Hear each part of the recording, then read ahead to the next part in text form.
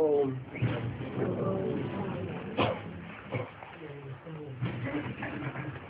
आज का प्रातः क्लास है 22 जुलाई 1968। बेहद का बाप बेहद के बच्चों को बैठ समझाते हैं।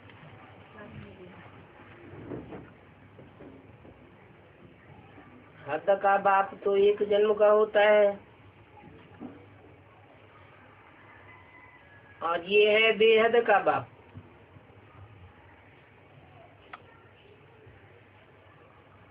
जन्म जन्मांतर आत्मा कार्य करती है, पार्ट बजाती है, तो आत्माओं का बाप भी है और सारी मनुष्य सृष्टि का बाप भी है।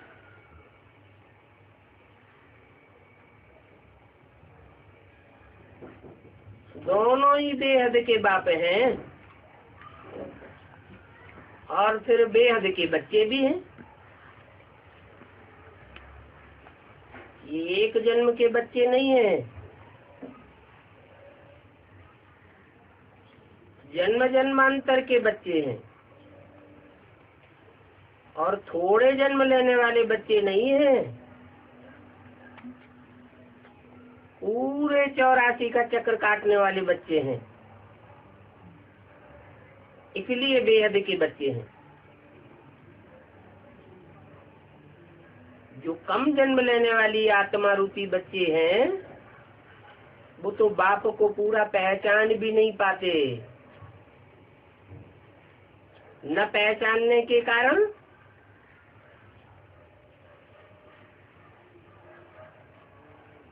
परमधाम वासी हो जाते हैं।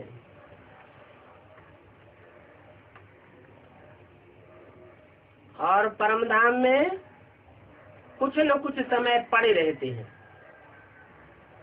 उनके जन्म भी कम हो जाते हैं। इसलिए उनको बेहद के बच्चे नहीं कहेंगे।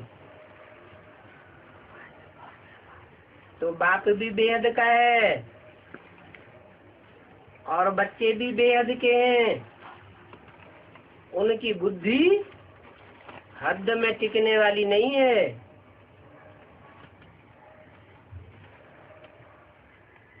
कि सिर्फ काठमांडू का कल्याण करने वाले हो, नेपाल का कल्याण करने वाले हो या सारे भारत का कल्याण करने वाले हो। नहीं, कैसे बेहद के बच्चे हैं? सारे विश्व का कल्याण करने वाले बेहद विश्व बाप के बच्चे, विश्व कल्याणकारी बच्चे हैं। ऐसे बच्चों को बाप बैठ करके समझाते हैं। बैठ करके समझाते हैं, खड़े होके नहीं। ऐसे क्यों? बैठ का मतलब मुकर्रर रथ है और वो रथ बेहद का विश्व का बाप कहा जाता है। सारी मनुष्य शक्ति का बाप है। सभी आत्माओं का बाप है। तो आत्माओं को ही समझाते हैं, क्योंकि जो आत्मा की स्थिति में टिकने वाले बच्चे नहीं हैं वो तो पूरे 84 जन्म लेते भी नहीं है। जो पक्की पक्की आत्मा है वो पूरे 84 के चक्र में आते हैं। जिनमें देहभान रह जाता है तो जन्म कम हो जाते हैं। परमधाम में वो आत्माएं पड़ी रहेंगी, इस शक्ति पर भी आएंगी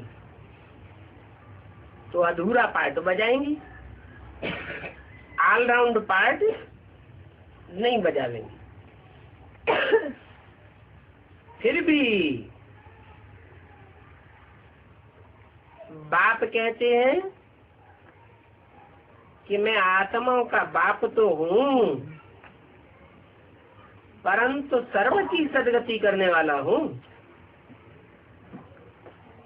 ऐसे नहीं कि जो 84 जन्म लेने वाली आत्माएं हैं, पूरा ही ऑलराउंड पार्टधारी है, उन्हीं की सदगति करता हूँ।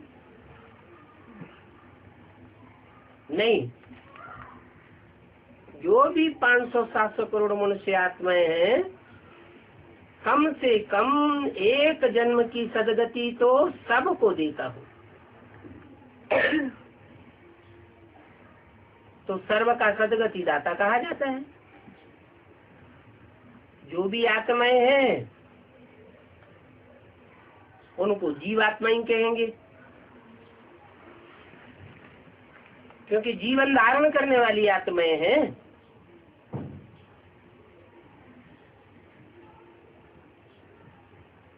अगर शरीर नहीं है तो आत्मा देख नहीं सकती, सुन नहीं सकती। भले ड्रामा के प्लान अनुसार बाप स्वर्ग की स्थापना कर रहे हैं, परंतु बाप कहते हैं मैं स्वर्ग को देखता भी नहीं हूँ।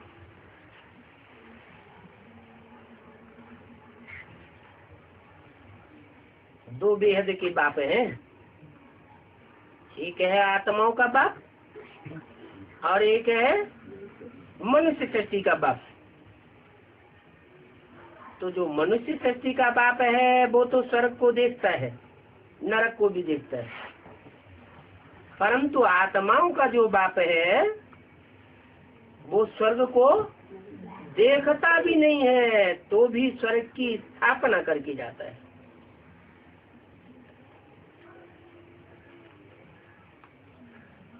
स्वर्ग को वही आत्माएं देख सकती हैं जिनके लिए स्वर्ग का निर्माण किया जाता है। स्वर्ग तो नई दुनिया है ना, तुमको पढ़ा करके फिर मैं तो कोई शरीर धारण करता ही नहीं हूँ। तुमको पढ़ाने के लिए शरीर धारण करता हूँ, बाकी कोई शरीर धारण करने की मुझे दरकार नहीं है।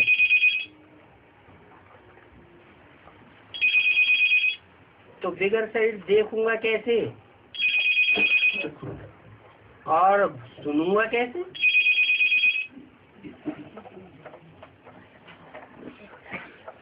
ऐसे नहीं,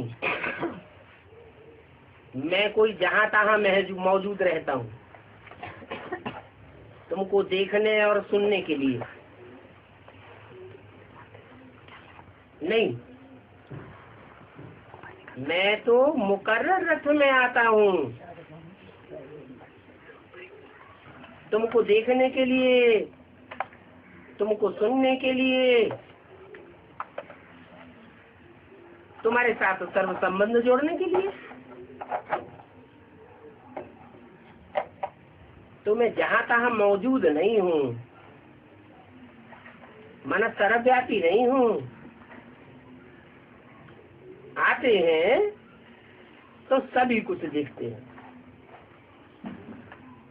इस दुनिया का अच्छा भी देखते हैं और बुरा भी देखते हैं। अच्छे से अच्छे पार्टधारी बच्चों को भी देखते हैं और बुरे से बुरा पार्ट बजाने वाले बच्चों को भी देखते हैं। सभी कुछ देखते हैं।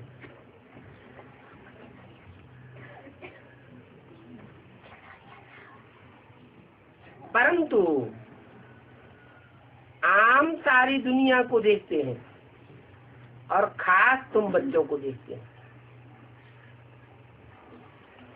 खास भारतवासियों की सदगति के लिए आता हूँ, आम सारी दुनिया की सदगति करता हूँ।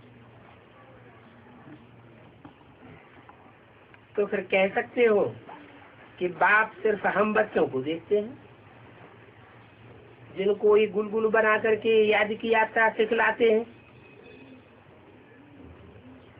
ये योग अक्षर तो भक्ति मार्ग का है। ज्ञान मार्ग का अक्षर क्या है? क्यों इसे ज्ञान मार्ग का अक्षर क्यों कहा?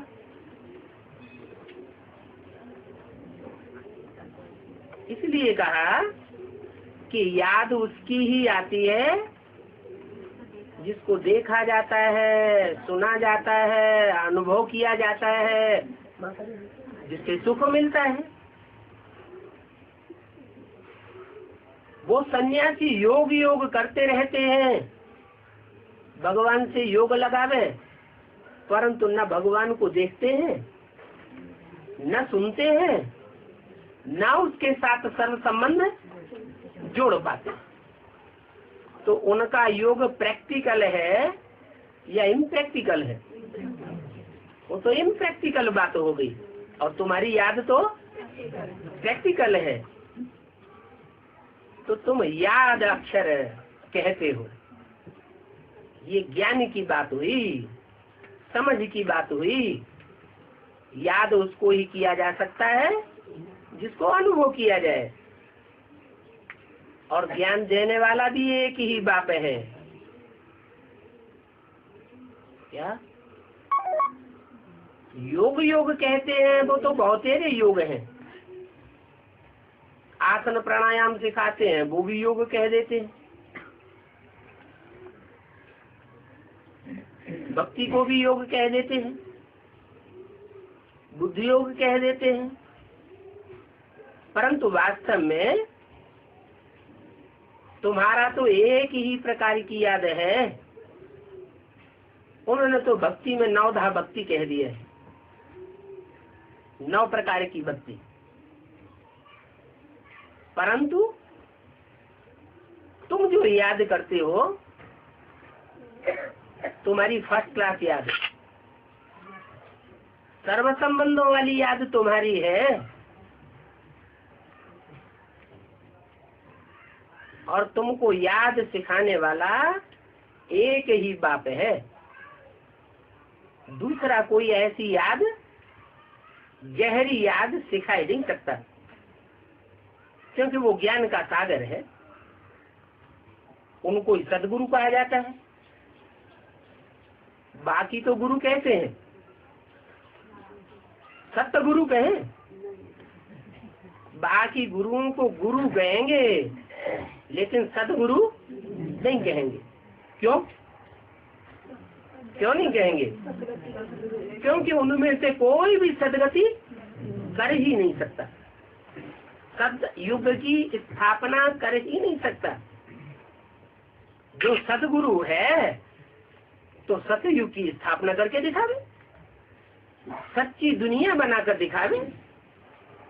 तो वो है सिर्फ गुरु, और बात है सदगुरु, और वो एक ही है, वो सत्य बोलने वाला है। बाकी दुनिया में कोई छाती छोक करके नहीं कह सकता कि हम सदा ही सत्य बोलते हैं। कोई सन्यासी, गुरु, महात्मा ये कहेंगे कि मैं सदा सत्य बोलता हूँ। अंदर से भी समझते हैं कि हम परमात्मा के सच्चे स्वरूप को नहीं जानते, दुनिया के आदि मध्य अंत को नहीं जानते हैं, 84 के चक्र को भी नहीं जानते हैं। तो वो अपने को सत्य कहेंगे कैसे? एक ही सत्य है जो सत्य बोलने वाला है और सत्यखंड स्थापन करने वाला है। बाकी सब जो भी मनुष्य मात्र हैं, कितने भी बड़े से बड़े गुरु हों, दुनिया की मनुष्य सृष्टि की कितनी भी बड़े से बड़ी जनरेशन को मनवाने वाले हों, जैसे क्राइस्ट है,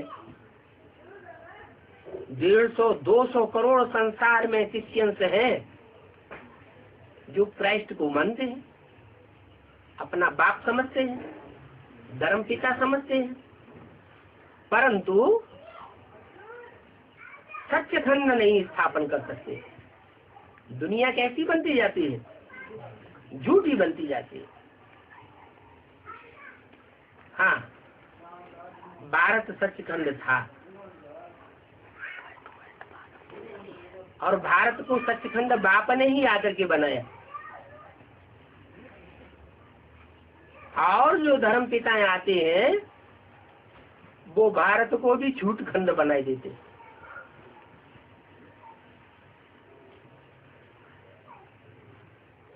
बाप कहते हैं भारत तो अविनाशी खंड है, और अविनाशी जो है उसका विनाश नहीं हो सकता। जो सत्य है उसका विनाश नहीं हो सकता। जो असत्य है, झूठा है, उसका विनाश हो जाता है। जो भी धर्मखंड हैं और इस्लामी धर्मखंड, अरब देश, क्रिश्चियन धर्मखंड, ब्रिटानिया, अमेरिका आदि, मुस्लिम धर्मखंड, अफगानिस्तान, पाकिस्तान, ईरान, इराक वगैरह, या बौद्ध धर्मखंड, चीन, जापान वगैरह, जो भी धर्मखंड हैं, जो भी धर्म पिताओं ने आकर के धर्म स्थापना की, वो सब विनाश को पाते हैं। पहले भी नहीं थे और जब विनाश होगा तो भी नहीं रहेंगे। लेकिन भारत खंड था और भारत खंड ही रहेगा। क्यों? क्योंकि अविनाशी खंड है, और इस अविनाशी खंड की स्थापना करने के लिए सप्त बाप ही आते हैं जो सदा अविनाशी है और अविनाशी तन में आते हैं। कैसी आत्मा में आते हैं? जो अविनाशी तनधारी आत्मा है, पूरे 84 का चक्र लगाने वाली आत्मा, ऑलराउंड पार्टधारी में आते हैं। और आकर के जो सचखंड बनाते हैं वहाँ सभी देवी देवताएं निवास करते थे।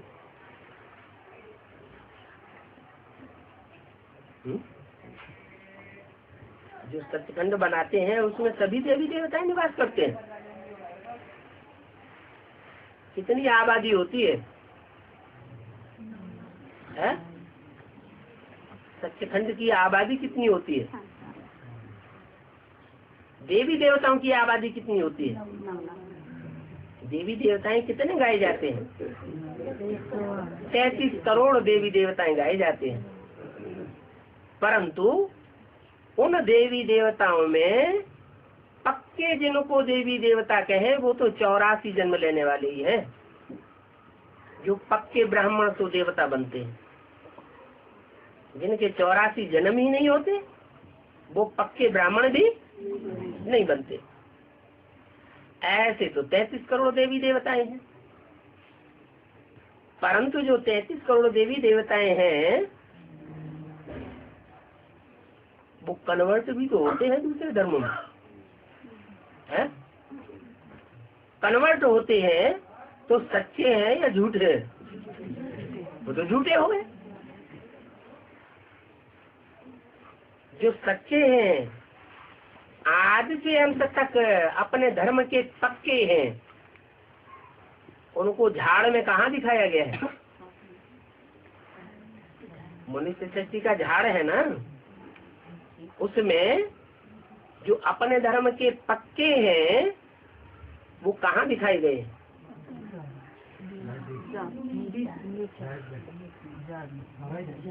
थुर में दिखाए गए। थुर जो है आज से लेकर अंत तक ऊंचा ही ऊंचा है, इधर उधर मुड़ने वाला नहीं है। नहीं तो कोई धर्म राइटियस में मुड़ जाते और कोई धर्म लेफ्टिस्ट में मुड़ जाते। तुम जानते हो कि बरोबर हम अभी मनुष्य से देवता बन गए हैं।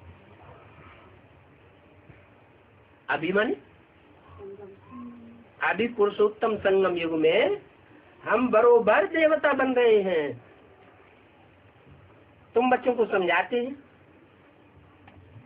कि जो सच बाप आया हुआ है उसके साथ अंदर और बाहर सत्य बन करके रहना है। अंदर की सच्चाई क्या होती है और बाहर की सच्चाई क्या होती है? अंदर की सच्चाई है मन के संकल्पों से भी सच्चा बन करके रहना, पूरा पोता मेल बाप को देना, कोई भी मैल माटी अंदर न रह जाए, वो है अंदर की सच्चाई। और बाहर की सच्चाई, बाहर की सच्चाई है एक बाप के साथ संपर्क संबंध और संबंध में आना और दूसरों के साथ विचार में न जाना, एक का संग करना, अनेकों का संग नहीं करना। पहले तो तुम कदम कदम पर झूठ ही झूठ थे। ये दुनिया ही झूठ खंड है। झूठ खंड में राज्य किसका है? रावण का राज्य है। रावण है ही झूठा। जो सच्चा होगा वो एक मुख की बात करेगा या दो मुहा होगा? एक मुख की बात करेगा। और रावण को कितने मुख है? रावण को 10 मुख है, 10 प्रकार की बातें बनाएगा। जो झूठ बोलने वाला होता है उसको एक झूठ के ऊपर दूसरा, तीसरा, 20 झूठ बोलने पड़ते हैं। जो सच्चा है उसको बार बार बदलने की दरकार होती नहीं। तो बाप कहते हैं ये झूठ छोड़ना पड़ेगा। अगर स्वर्ग में ऊंच पद पाना चाहते हो तो छोड़ना पड़ेगा। क्या? जो चीज प्यारी लगती है ना वो छुपा के रखते हैं। बहुत प्यारी बात होती है तो उसको छुपा के रखा जाता है। अगर प्यार नहीं है तो दिखा देंगे। तो ऐसे ही बहुत बच्चे हैं जो सच बताते नहीं है, अपना पूरा पोता मेल देते नहीं है। बल स्वर्ग में तो बहुत जावेंगे, लेकिन बाप को जानकर विकर्मों का बोझा नहीं उतारा तो सजाएं खा करके हिसाब किताब चुकतू करना पड़ेगा। और उससे घाटा क्या होगा? जितनी जाति सजाएं खा देंगे उतना पद नीचा होता जाएगा। क्योंकि ये राजधानी स्थापन हो रही है।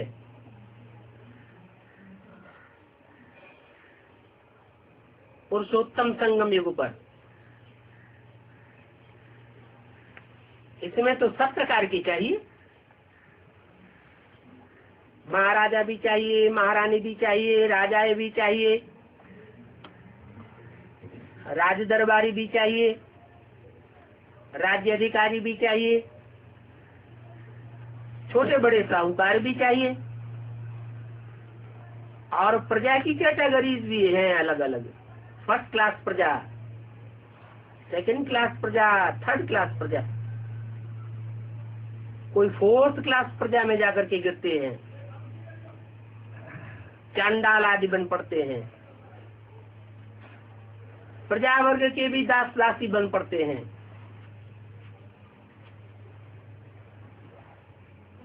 ऐसी राजधानी यहाँ स्थापन हो रही है।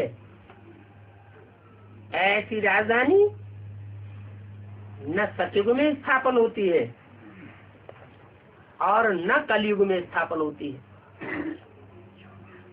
कहाँ स्थापन होती है? पुरुषोत्तम संगम युग पर ही ऐसी राजधानी स्थापन होती है। और बाप भी न कलयुग में आते हैं और न सतयुग में आते हैं। इस युग को ही कहा जाता है सर्वोत्तम कल्याणकारी युग। इसमें बाप आकर सभी का कल्याण करते हैं। ये भी जानते हो कि कलयुग के बाद सतयुग आता है। क्या द्वापर के बाद आ जाए, जैसा शास्त्रकारों ने लिख दिया है, पढ़ दिया है, सुनाई दिया है। क्या सुनाया कि भगवान द्वापर में कृष्ण का रूप धारण करके आया और द्वापर के अंत में आकर महाभारत युद्ध कराया, सत्य और असत्य का युद्ध कराया। तो क्या सत्यखंड स्थापन हो गया? नहीं स्थापन हुआ। द्वापर के अंत में आकर के सत्यखंड थोड़े ही स्थापन करेंगे। अगर द्वापर में भगवान आया होता, द्वापर के अंत में, तो पाप युग कलयुग कैसे स्थापन हो गया? इससे क्या साबित हुआ कि भगवान कोई द्वापर में या त्रेता में या सतयुग में नहीं आता है। वो तो आता ही है कलयुग के अंत में। क्या करने के लिए? कलह कलेश की दुनिया का अंत करके अयोध्या बनाने के लिए आता है, जहाँ कोई प्रकार का युद्ध राम के राज्य में होता ही नहीं। मनसा के संकल्पों से भी कोई आपस में नहीं लड़ेंगे, वाचा से भी नहीं लड़ेंगे और कर्मेंद्रियों से भी लड़ाई लड़कर एक दूसरे को दुख नहीं देंगे। इसलिए बाप कहते हैं ये संगम युग जरूर चाहिए, ताकि मैं आकर के नंबरवार पुरुषों में उत्तम उत्तम आत्माओं की गणना दिखाई सकूं। 500-700 करोड़ मनुष्य हैं, तो सब एक जैसे हैं या नंबरवार हैं? सब नंबरवार हैं। नंबरवार ही सृष्टि पर उतरते हैं और नंबरवार ही सृष्टि से वापस परमधाम में जावेंगे। बाप ने समझाया है ये पतित पुरानी दुनिया है। जैन भी है, दूर देश का रहने वाला आया देश पर आए, तो पराये देश में जब बाप आते हैं तो दुश्मन के देश में, रावण के देश में, सब रावण के कंट्रोल में होते हैं या कोई राम के कंट्रोल में होता है? सारी दुनिया यथा राजा तथा प्रजा बन जाती है, सब रावण संप्रदाय बन जाते हैं। ऐसे रावण संप्रदाय के देश में जहाँ सब रावण संप्रदाय के बन जाते हैं, पतित बन जाते हैं, दुराचारी बन जाते हैं, भ्रष्टाचारी बन जाते हैं, ऐसे देश में फिर मुझे अपने बच्चे कहाँ मिलेंगे?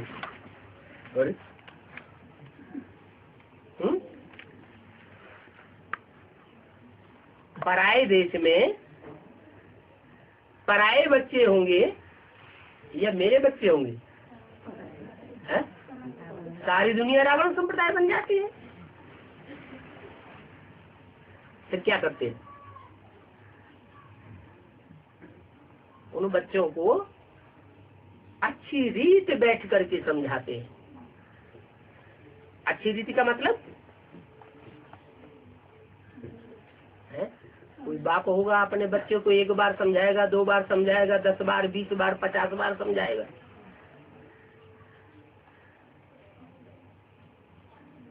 इतना ही तो करेगा। लेकिन ये बाप 70 साल से ऊपर हो गए और अभी तक भी समझाता जाता है और बच्चे अपनी हठधर्मी नहीं छोड़ रहे। तो देखो कितनी अच्छी रीति समझाता हूँ। हार जाते हैं क्या? नहीं हारते। और फिर मैं किस में प्रवेश करता हूँ? वो भी परिचय देते क्या? इस बात का परिचय मेरे सिवाय और कोई नहीं दे सकता कि मैं किस में प्रवेश करके तुमको समझाता हूँ। अपना परिचय भी देता हूँ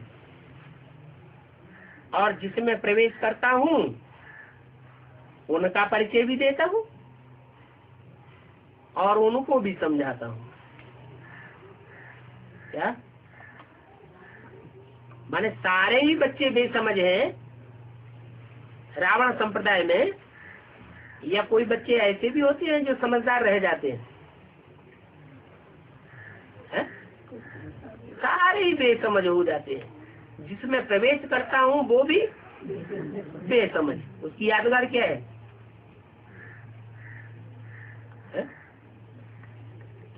अरे जिसमें प्रवेश करता हूँ, जिसको मैं चुनता हूँ कार्य करने के लिए विशेष, वो भी बेसमझ होता है। उसकी यादगार भी कुछ है क्या? क्या है? शंकर जी की समाधि। समाधि तो तपस्या की यादगार है, वो तो अच्छी बात है। हाँ, पत्थर का लिंग। लिंग जो है वो सोने का भी लिंग बनाया जाता था, हीरे का भी लिंग था, चांदी का भी लिंग बनाया जाता, तांबे का भी लिंग बनाया जाता। और अभी दुनिया में ज्यादा लिंग कुछ प्रकार के मिलते हैं, पत्थर के। लोहे की फिर भी कीमत होती है, पत्थर की तो कोई कीमत नहीं। पत्थर बुद्धि में आकर के प्रवेश करता हूँ और उस पत्थर की भक्त लोग पूजा करते हैं। पत्थर की पूजा करते हैं कि नहीं? भारत में तो खास भारतवासी पत्थर के लिंग की पूजा करते हैं। तो देखो मैं आकर के उसका भी परिचय देता हूँ कि वो भी इतना पत्थर बुद्धि बन जाता है।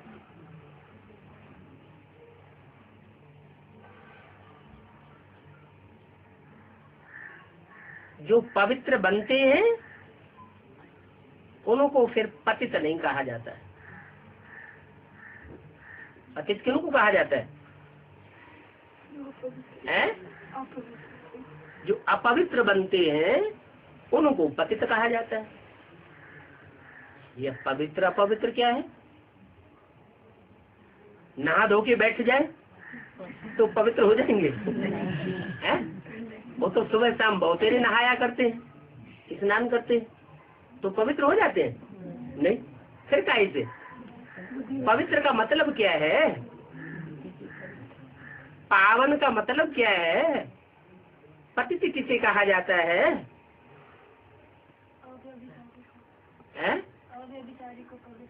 अव्यभिचारी को पतित कहा जाता है?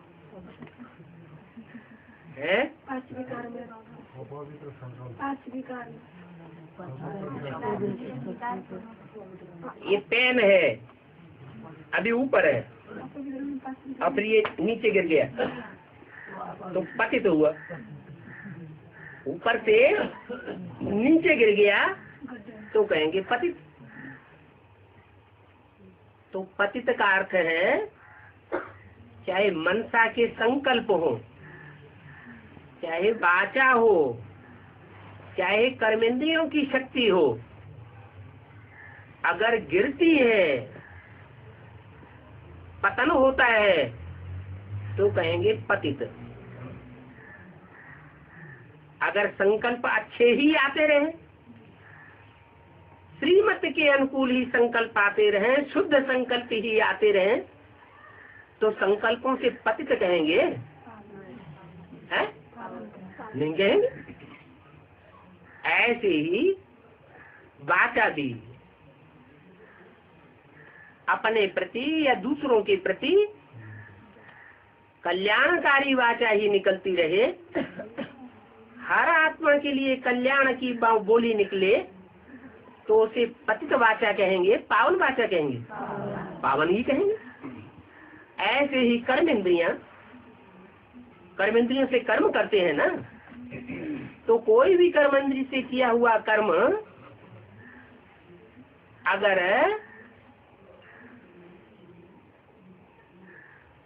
कर्मेंद्रियों को शक्तिहीन बनाता है, तो क्या कहेंगे?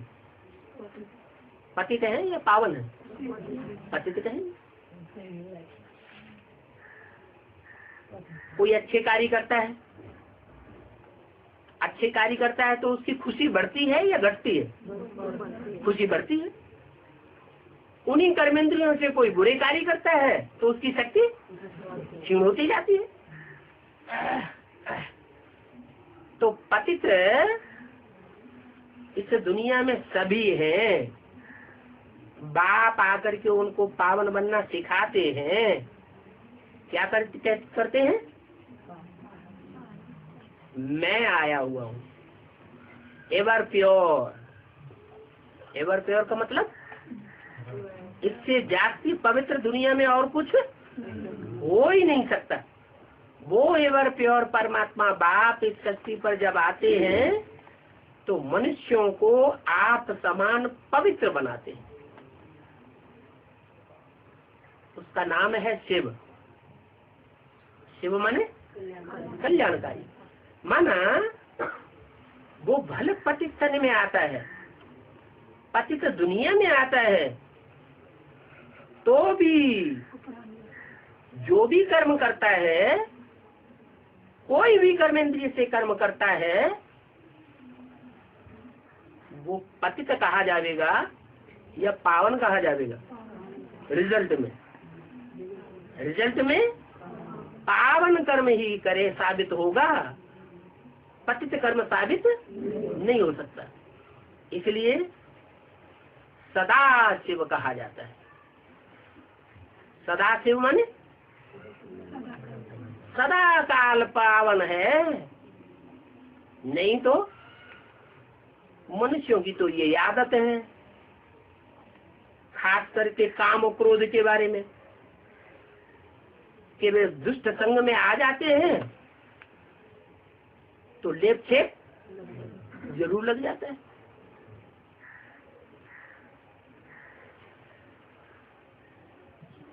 स्त्री के संग में आते हैं, क्लोज कनेक्शन में आते हैं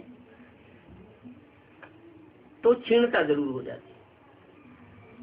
चाहे 33 करोड़ देवताएं ही क्यों न हो, उनकी भी लिंग इंद्रिय पूजी नहीं जाती। क्यों नहीं पूजी जाती? आंख, नाक, कान, हाथ, पांव सबके लिए कहा जाता है कमल नयन, कमल मुख, कमल पाद, कमल हस्त कहते हैं ना। उनको कमल फूल की शिक्षा वो उदाहरण देंगे, लेकिन उनके लिंग को कोई पूजता नहीं है। और शिव के लिंग को भी पूजा जाता है, विग्रह को भी पूजते हैं। शंकर का जो मूर्ति है वो पूजी जाती है कि नहीं? पूजी जाती है, लेकिन ज्यादा पूजा किस रूप में मिलती है? क्यों? इसलिए पूजा कर मिलती है कि उन्होंने ऐसी स्टेज में भी रह करके भी पतन को प्राप्त नहीं किया, कोई को दुख अनुभव नहीं हुआ। नहीं तो मनुष्य जो है वो ऐसी कंट्रोलिंग पावर धारण नहीं कर पाते। तो बोला सारी दुनिया इस समय पतित बन जाती है, मैं आकर के उनको नंबरवार पावन बनाता हूँ।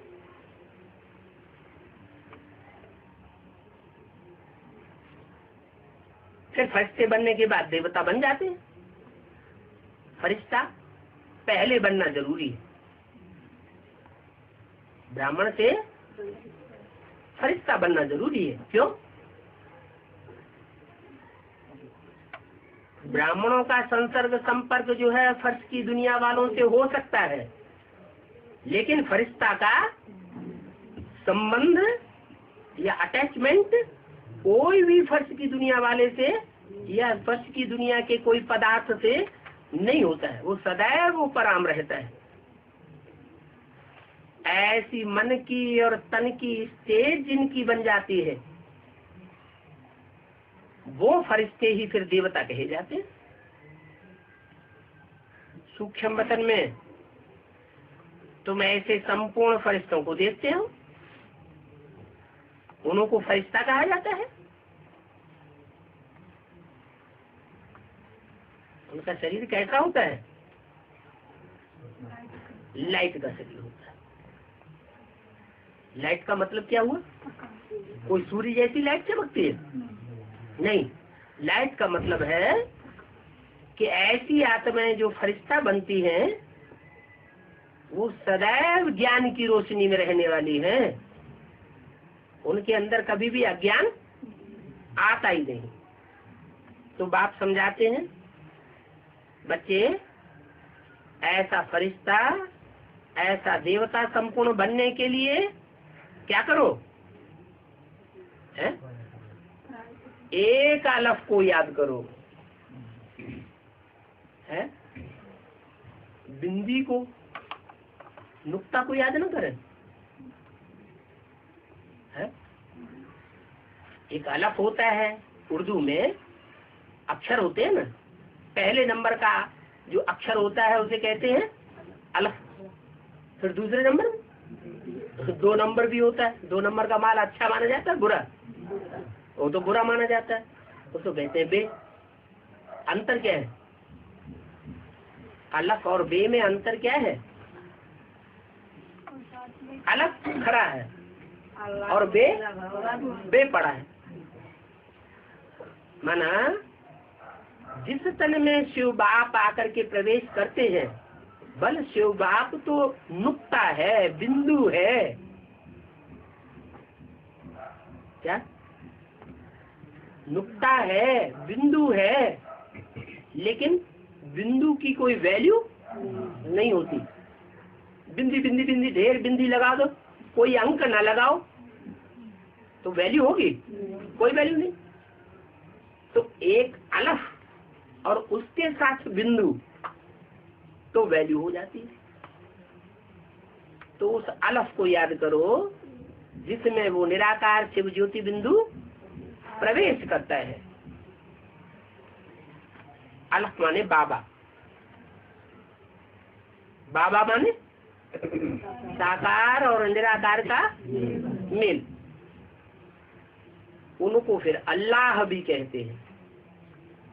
अल्लाह माने सबसे ऊंचा। ऊंचा कोई कब बनता है? किसी को ऊंचा कब कहा जाता है? ऊंचे कर्म करे तो ऊंच कहा जाता है, और नीच कर्म करे तो नीच कहा जाता है।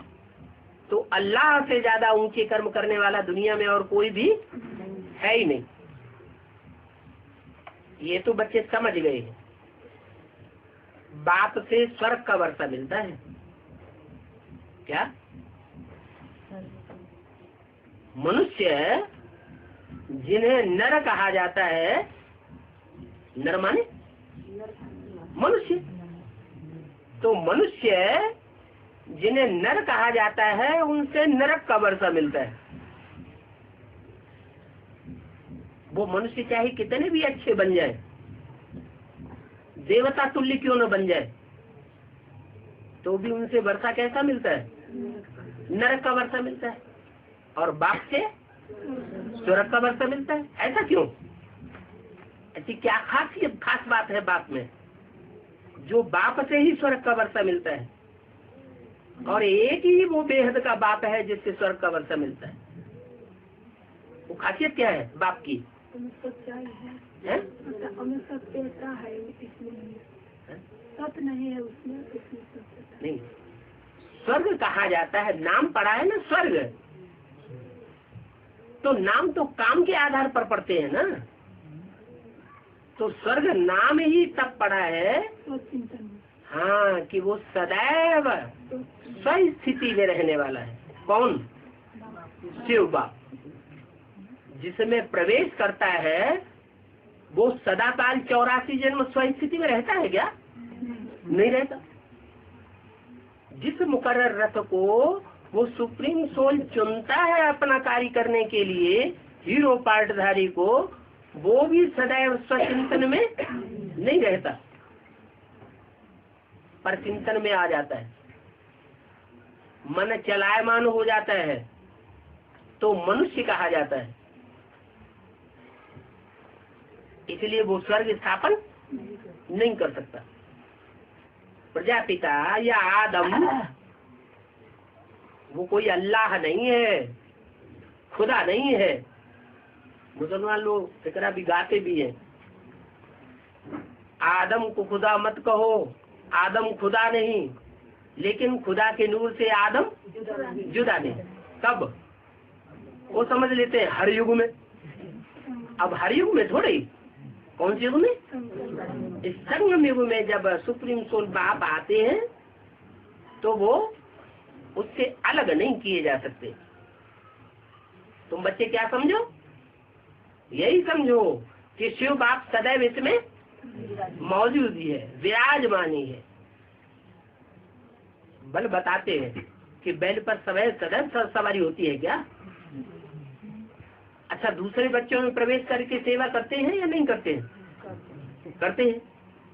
तो जब दूसरे बच्चों में प्रवेश करके सेवा करते हैं तो फिर मुकर्रर रथ कैसे कहा जाता है? अच्छा, मुरली सुनाने के लिए तो उस समय प्रवेश करते हैं। फिर दूसरे बच्चों में जब सेवा करते हैं, हाँ, जो सूक्ष्म से सूक्ष्म है वो एक ही टाइम पर अनेक बच्चों में प्रवेश करके कार्य कर सकता है। तो स्वर्ग का वर्षा बाप से मिलता है, क्योंकि वो सदैव स्वस्थिति में रहने वाला है।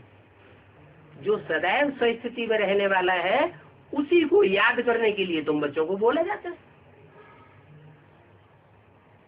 सदैव का मतलब क्या हुआ? सदैव का मतलब कोई भी कर्म करे, दुनिया की नजरों में देखने में आता है ये तो नीच कर्म करता है, लेकिन वो नीच कर्म उनको दिखाई पड़ता है, लेकिन वास्तव में वो रिजल्ट में ये देखने में आएगा कि वो नीच कर्म नहीं है। तो बोला वो सदैव स्वस्थिति में रहने वाला बाप ही स्वर्ग स्थापन करते हैं। कैसे स्वर्ग की रचना रचते हैं वो भी समझाया है। याद की यात्रा से और ज्ञान से स्वर्ग की रचना करते हैं। भक्ति में ज्ञान नहीं होता है। क्यों? कैसे साबित हो कि भक्ति में ज्ञान नहीं होता है? भक्ति में बुद्धि भागती रहती है, कहीं बुद्धि को ठिकाना नहीं मिलता है। और ज्ञान में बुद्धि को ठिकाना मिल जाता है कि ये है ऊंच से ऊंच बाप। इस ऊंच से ऊंच बाप के संग के रंग में रहने से हम जरूर ऊंच बनेंगे। तो देखो, ज्ञान बिल्कुल अलग है और भक्ति रूपी अज्ञान बिल्कुल अलग है। जहाँ जहाँ जिसकी बुद्धि में भक्ति समाई होगी तो उसकी निशानी क्या होगी? है? बुद्धि भागती रहेगी, एकाग्र नहीं होती है। तो ज्ञानी है कि अज्ञानी है? तो अज्ञानी है। अगर बुद्धि एकाग्र है, कोई भी कर्मेंद्रिय से कर्म करे, कोई वाचा बोले, कोई संकल्प करे, उस संकल्प का, उस बुद्धि का अहम ऑब्जेक्ट क्या होना चाहिए? उस कर्म का अहम ऑब्जेक्ट क्या होना चाहिए? एक बाप, दूसरा न कोई। तो ज्ञान सिर्फ एक बाप ही देते हैं, और देते भी किनको है? 500 करोड़ को देते हैं? नहीं देते। अगर 500 करोड़ को ज्ञान नहीं मिलता है इस सृष्टि पर, तो फिर उनकी मुक्ति हो सकती है? तो अंत में मिलता तो है क्या? है? हमको भी क्या आदमी मिल गया? हमको नंबर बार टाइम पर मिलता है ना। तो 500 करोड़ आत्माएं भी ब्राह्मण तो बनेंगी, और जब ब्राह्मण बनेंगी तो इससे साबित होता है तो ब्रह्मा की औलाद भी अपने को स्वीकार करेंगे कि सारी सृष्टि का रचयिता एक ब्रह्मा बाप है। सारी मनुष्य सृष्टि उस गॉड फादर को मानेगी। तो एक ही बाप है और सारी मनुष्य सृष्टि को ब्राह्मण बना करके उनको ज्ञान देता है। तो देखो ब्राह्मण चोटी है, ऊंच से ऊंच तुम ब्राह्मण हो, फिर बायजोली खेलते हो क्या? ब्राह्मण बनते हैं, ब्रह्मा की संतान अपन को समझते हैं, फिर संतान बनने के बाद क्या करते हैं? बच्चा पैदा होता है, पैदा तो माँ से होता है, हुआ ना पैदा, तो माता के ही संसर्ग संपर्क में रहता है जिंदगी भर, या औरों का भी संग का रंग लगता रहता है, औरों का भी लगता है। तो फिर क्या हुआ रिजल्ट? संग का रंग जब औरों का लगेगा तो नीचे गिरेगा या ऊपर उठेगा? बच्चा बुद्धि ही बना रहेगा या सगीर बुद्धि कहा जाता है? बच्चा बुद्धि कहाँ रहता है? हाँ, सगीर बुद्धि हो जाती है, जवान हो जाता है, बुढ़ा हो जाता है, कितना मन चंचल हो जाता है। बच्चा है तो महात्मा कहा जाता है, कोई विकार उसमें नहीं होता है, और जो जो बड़ा होता जाता है उतना ज्यादा विकारी बुद्धि बन जाती है। तो ऐसे ही तुम बच्चे पहले ब्राह्मण बनते हो, ब्रह्मा की औलाद अपन को विश्वास करते हो, निश्चय बुद्धि बनते हो। फिर बाद में क्या होता है?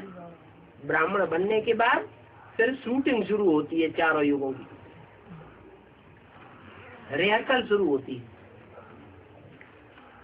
तो संगम युग में 84 जन्म मान लो किसी ने लिए हैं, तो जिन जिन 84 जन्मों में जिन जिन आत्माओं के संसर्ग संपर्क में आया होगा, वो ब्राह्मण जीवन में वो शूटिंग होगी या नहीं होगी? फिर निश्चय होगी। तो फिर मेंटेलिटी नीचे गिरेगी या ऊपर उठेगी? नीचे गिरेगी। क्यों नीचे गिरेगी? बाप ने तो सिखाई दिया, एक बाप दूसरे को याद मत करो, एक बाप को ही याद करना। लेकिन 63 जन्मों के संस्कार देहभान के पड़े हुए हैं। देहभान के संस्कार होने के कारण बार बार आत्मा देहधारियों की तरफ आकृष्ट हो जाती है और वो शूटिंग हो जाती है। अभी भी हम देखें कि हम बेसिक ज्ञान में आए, तो जब बेसिक ज्ञान में आए थे तब कितनी खुशी थी शुरुआत में, फिर बाद में क्या हुआ? बाद में खुशी गायब हो गई। ऐसे ही एडवांस में भी होता है। एडवांस में जब आते हैं, बाप के ऊपर निश्चय होता है, कोई सरेंडर भी हो जाते हैं, तन से मन से धन से अर्पण में हो जाते हैं, क्योंकि बहुत खुशी बढ़ गई, नशा कर लिया। फिर बाद में फिर अवस्था नीचे जरूर, ये ड्रामा बना हुआ है, इसमें कोई कुछ कर नहीं सकता। हाँ, इतना हो सकता है कि कोई की गिरने की गति धीमी होती है और कोई की गिरने की गति तीव्र होती है। मान लो इस्लाम धर्म में कन्वर्ट होने वाला सतयुग का नारायण है, सेकंड नारायण है। वो सेकंड नारायण जब द्वापर में पहुंचेगा तो पहले पहले वो ही पतित बनेगा इब्राहिम के द्वारा, कि कोई दूसरा देवता पतित बनेगा? पहले वो ही पतित बनेगा, उसके पीछे फिर दूसरों का नंबर लगेगा। तो इससे साबित हुआ कि 63 जन्म के उसके जो संस्कार हैं इस्लामियों के साथ रहने के, पतित बनने के, व्यभिचारी बनने के, वो संस्कार संगम युग में जब भगवान बाप आते हैं तो संस्कार एकदम खलास नहीं होते। वो कितना भी कोशिश करे तो भी जबरियन उसकी शूटिंग पतित पने की तीव्रता से नीचे गिरने की होती है। तो इतना अंतर हो सकता है कि कोई धीरे धीरे पतित बने और कोई तीव्रता से पतित बने। बाकी माया किसी को छोड़ती नहीं। चाहे कितना ही कोई याद करने वाला क्यों न हो, मान लो अष्टदेव ही क्यों न हो, सबसे ज्यादा याद कौन करते हैं? अष्टदेव।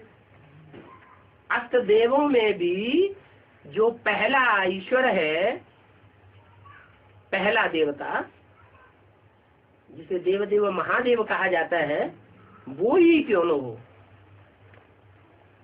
आदम वाली आत्मा क्यों न हो, वो भी अंतिम जन्म में पतित बनेगी या नहीं बनेगी?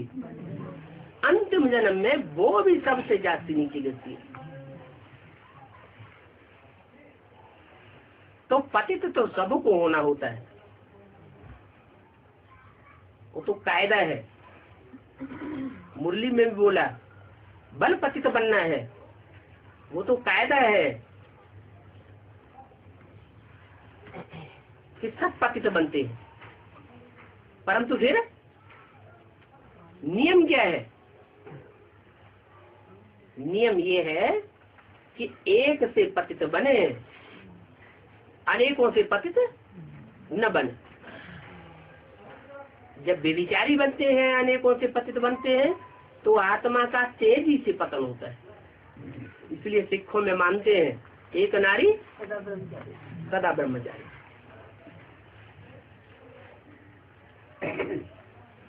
तो कोई आत्मा तेजी से पतित होती है और कोई आत्मा धीमी गति से पतित होती है। भले धीमी गति से पतित होती है, फिर भी अंतिम जन्म में उसको भी नीचे गिरना है।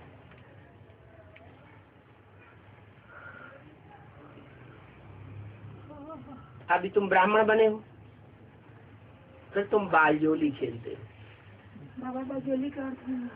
जब मंदिर में जाते हैं तो उसकी परिक्रमा लगाते हैं, या कोई तीर्थ स्थान में जाते हैं तो सारे ही तीर्थ की परिक्रमा लगाते हैं। और उस परिक्रमा में कोई बालजोली खेलते हुए जाते हैं, माने सर नीचे कर दिए, पांव ऊपर कर दिए, फिर पांव नीचे, फिर सर ऊपर, ऐसे गुलाटी खाते हुए प्रदक्षिणे करते हैं, चक्कर काटते हैं मंदिर के। तो तुम बायजोली खेलते हो, ब्राह्मण बनते हो, ब्राह्मण चोटी बनते हो। चोटी तो ऊपर होती है, फिर क्या करते हो? चोटी को एड़ी से मिला देते हो, सतवी से कलयुगी बन जाते हो। अभी ऊँची से दाहिना क्यों घूमते हैं? दाहिना माए क्यों घूमते हैं? दाहिना हाथ तरफ घूम जाते हैं बाजू खेलने वाले। हाँ, बाया नहीं घूमते, दाया साइड क्यों घूमते बाबा? इसका असर क्या होगा? जो दाएं हाथ घूमते, ऐसी बात नहीं है कि सभी दाएं हाथ घूमते हैं। आपने देखा होगा कि सब दाएं हाथ घूमते हैं, ऐसा नहीं है। पंडित जी तो कहते हैं कि दाहिने से घूमो। हाँ, कौन कहते? पंडित जी कहते दाहिने घूम जाओ। हाँ, पंडित कहते हैं। तो पंडित में बड़े से बड़ा पंडित कौन है? शिव बाबा। वो कहते हैं दाएं हाथ घूमो। घूमना ही है तो कहाँ घूमो? राइट ईयर में घूमो, लेफ्ट ईयर में तो मत घूमो, बेविचारी तो मत बनो। तो अभी तुम ब्राह्मण हो, फिर तुम बायजोली खेलेंगे। ब्राह्मण बनकर के फिर नीचे ऊपर होते रहते हैं। ब्राह्मण से देवता, देवता से क्षत्रिय, वैश्य, शूद्र, इसको कहा जाता है विराट रूप। जो बच्चों को चित्र दिखाया है, विराट रूप में क्या दिखाते हैं? सिर्फ देवताओं को ही दिखाते हैं। विराट रूप में सिर्फ भगवान को ही दिखाया है या जानवरों को भी दिखाते हैं? कीट, पशु, पक्षी, पतंगे सब दिखाए हुए। इसका मतलब सब ऊंची स्टेज से नीची स्टेज में और नीचे से ऊपर की स्टेज में गिरते रहते हैं।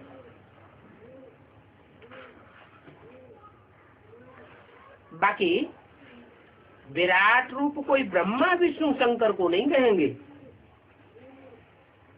क्यों? ब्रह्मा जिसको दाढ़ी मूछ दिखाते हैं, जिसकी पूजा नहीं होती, और वही ब्रह्मा जगदम्बा के रूप में बिना दाढ़ी मूछ के दिखाया जाता है। जगदम्बा कहो, ब्रह्मा कहो, अर्थ एक ही है कि अलग अलग है? जगदम्बा माने सारी जगत की अम्बा, ब्रह्म माने बड़ी, माँ माने माँ, बड़ी से बड़ी माँ, तो अर्थ तो एक ही हो जाता है। तो ब्रह्मा को विराट रूप नहीं कहेंगे। क्यों? क्योंकि ब्रह्मा तो अधूरा है। भले जगदम्बा बन जाए तो भी जगदम्बा मनुष्य जीवन का लक्ष्य नहीं है। है? है? नर का लक्ष्य क्या है? लक्ष्मी बनना लक्ष्य है, नर से नारायण बनना लक्ष्य है, लेकिन जगदम्बा बनना लक्ष्य नहीं है। तो ब्रह्मा कोई संपूर्ण रूप नहीं है, ऊंचे से ऊंचा रूप नहीं है।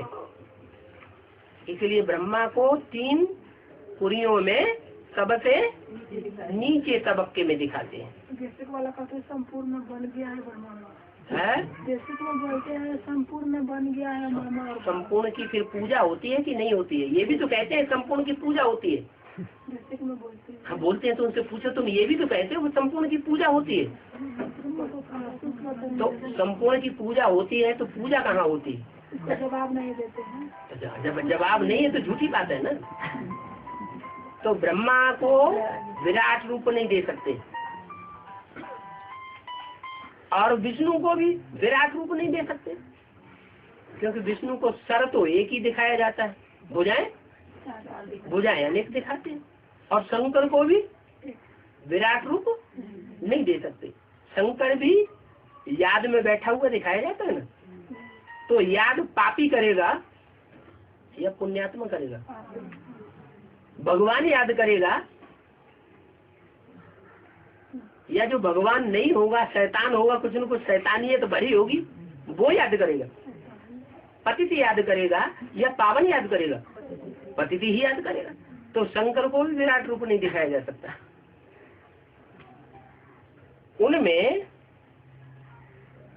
चोटी ब्राह्मण तो नहीं होता है।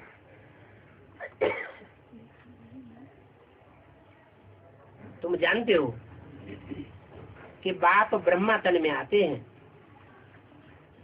माना पतित में आते हैं या पावन में आते हैं? पतित में आते हैं। दुनिया में ये बात कोई नहीं जानता। क्या बात? कि सुप्रीम सोल बाप, अल्लाह कहो, गॉड फादर कहो, वो ब्रह्मा के तन में आता है।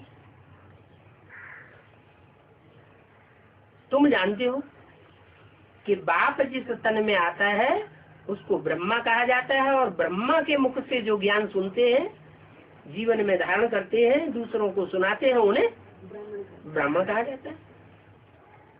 ब्राह्मणों को ही बाप पढ़ाते हैं। है? जो ब्रह्मा की औलाद नहीं बने उनको बाप नहीं पढ़ाते। तो ब्राह्मण कुल ही सर्वोत्तम है, जबकि बाप आकर पढ़ाते हैं। और इस पढ़ाई में टाइम भी लगता है। क्या? वो पढ़ाइयाँ तो ऊंचे से ऊंची पढ़ाई कहेंगे, MA, MSc, कितने साल लगते हैं? 16 साल में हो जाती है। PhD करेंगे, DLiT करेंगे, 2-4 साल, 8 साल और बढ़ जाएंगे। लेकिन ये पढ़ाई कितने साल की है? सारी जिंदगी पढ़ाई पढ़नी है। इसकी लिमिट है? लिमिट में नहीं बांध सकते। तो इसमें टाइम लग जाता है, क्योंकि ये राजधानी स्थापन होती है। ये राजधानी दुनिया की बड़े से बड़ी राजधानी है।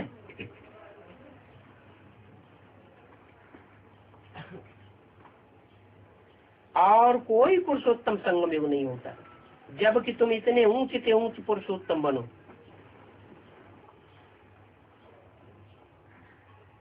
और युगों में और जन्मों में ऊंचे से ऊंचे पार्टधारी तो हुए हैं जिनकी हिस्ट्री में बहुत महिमा होती है, लेकिन इतने ऊंचे पार्टधारी किसी जन्म में नहीं बने जो दुनिया में उनकी कोई ग्लानि ही ना होती हो,